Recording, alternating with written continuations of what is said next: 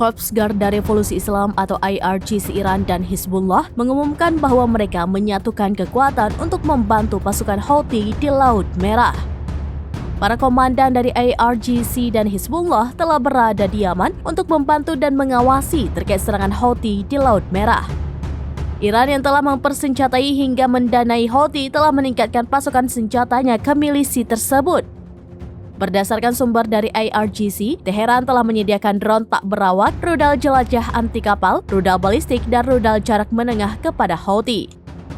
Selain itu, para komandan dan penasihat IRGC juga membantu Houthi dengan memberikan pengetahuan, data, dan informasi intelijen untuk menentukan kapal mana dari seluruh kapal yang melintasi Laut Merah setiap hari yang ditujukan ke Israel dan merupakan target Houthi.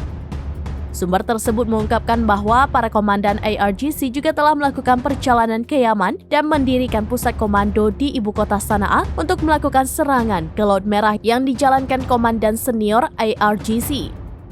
Hal ini pun turut diamini oleh juru bicara Houthi, Abdul Salam, dengan mengatakan pihaknya telah memperoleh bantuan dari IRGC lewat pelatihan militer.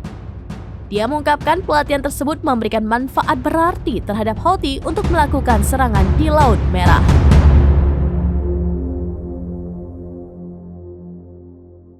Download Tribun X sekarang, menghadirkan lokal menjadi Indonesia.